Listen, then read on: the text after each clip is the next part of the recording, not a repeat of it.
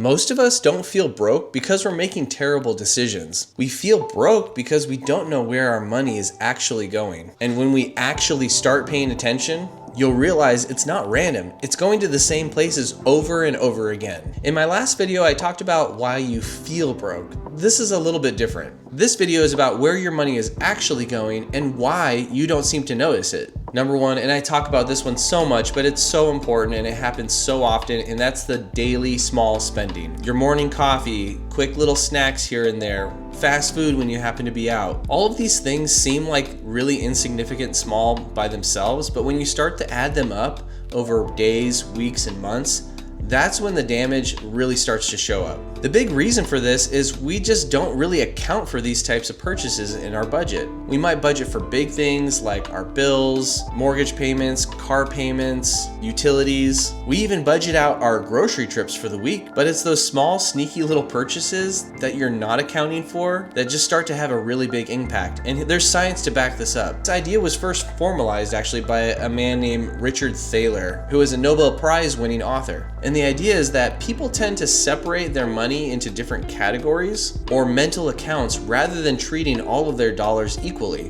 What this leads to is impulsive, irrational decisions when it comes to spending, saving, and budgeting. And what that means is these small, seemingly insignificant purchases are placed in a mental category of petty cash, but not actually put into the budget. And this explains why $5 to $10 purchases feel insignificant even when they accumulate. The denomination effect shows that people are more willing to spend multiple small amounts of money rather than large ones. Small amounts of money are somehow psychologically coded as less real or less important. And the outcomes behind this are real, because in the end, these frequent small purchases end up sneaking by and bypassing the security of our minds, but they end up equaling just as much as the big purchases. What you need to do is account for your small purchases too within your budget, so it doesn't sneak up on you and end up hurting you at the end of the month. Number two is subscriptions are pretty much anything that's on auto pay. So the classic examples of this are streaming services, obviously,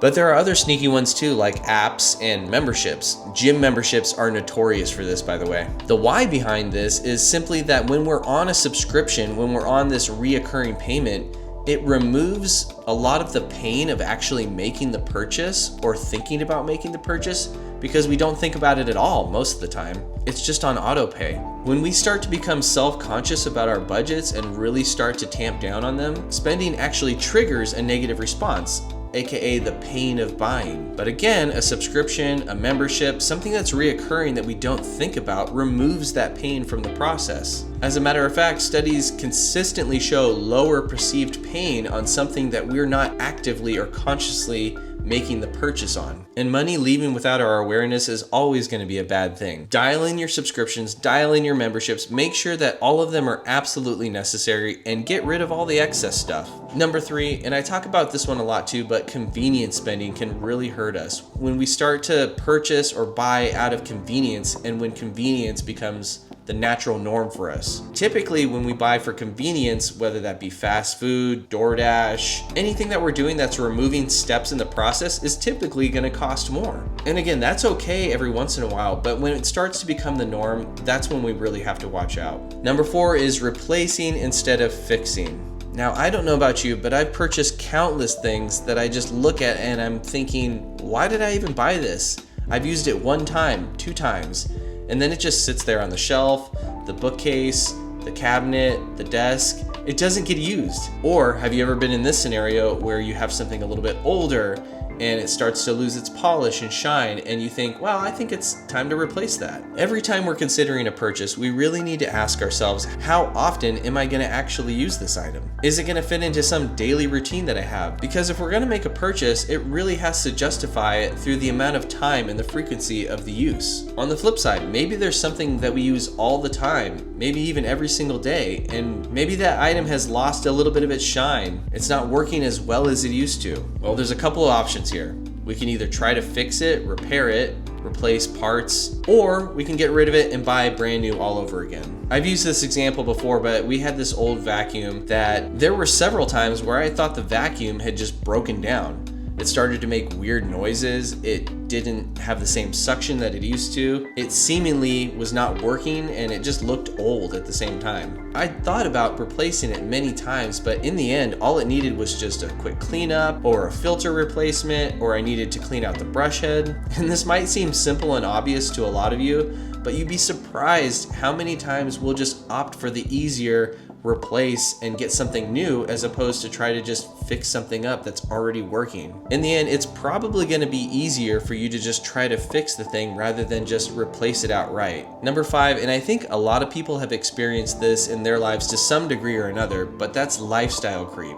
I started to notice this personally when my wife and I started making a lot more money a few years ago between our respective jobs. Certain things that were just out of bounds or off limits before became norms for us. We used to live in Southern California, and then we had the Disneyland pass. We were making more convenience purchases. We had more subscriptions and memberships. Our lifestyle started to increase and expand proportionate to the money that we made. Now, it wasn't all bad. We were able to save a lot too, but recently we made the decision as a family that my wife wanted to stay home with the kids and raise them, and so we went from 2 incomes down to 1. This obviously had a huge impact on our lifestyles. And then something strange happened in our minds. We started looking at all this stuff that we couldn't really afford anymore as necessity. And because of the money that we used to make, a lot of things that would be luxuries to some people became normalized and necessities for us. And due to certain habits that we had formed over that time and the perceived needs that we had, cutting back actually felt like deprivation, especially to our kids. Now, I know it sounds like I'm painting this in a bad picture, but it was actually really good and the best thing that we had ever done for our family. And over time, we just learned to live with less. And we also learned that all that stuff wasn't necessarily making us more happy.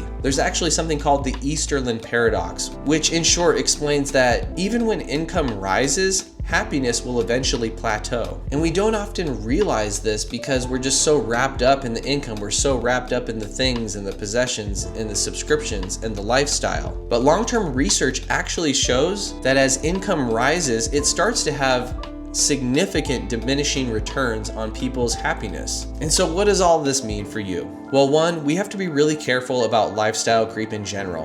And to remember that just because we're making more or have more doesn't necessarily mean that that's going to make us happier people. And if something suddenly happens to that income and we're not able to adjust our lifestyles to match whatever it is that we're making, well, that's when you start living paycheck to paycheck and debt starts to accumulate out of control. Keep the lifestyle creep in check, knowing that just more stuff is not going to make you happier. Number 6, and this is actually really similar to the point I made about subscriptions and auto pay and memberships. It's the doesn't feel like spending category. Now, it's no secret that every single company, every single online shopping organization is trying to remove the friction of buying for you, the buyer. The quicker that they can get you to add stuff to your cart and into the online checkout, the better. As we have become more and more of a cashless society, that has removed a lot of the psychological barriers for us as consumers to making big purchases, small purchases, impulse purchases. Even tapping instead of inserting or swiping your card has a significant psychological effect on our perceived friction or barrier to purchase something. And psychologically, when it doesn't feel like spending, we're more prone to do it more often. There can be a couple fixes for this. One is just to carry cash around more so you actually see where each one of your dollars is going. But I get it, that's not realistic all the time. The other way is just to look at your bank account on a daily basis. See where your money is going and stop using credit cards because you just don't see where the debt is accumulating when you use credit cards all the time. When you're using a debit and you're pulling directly from your bank account, you really start to feel the impact of that, as opposed to just racking up debt on the side that you can't or don't always see.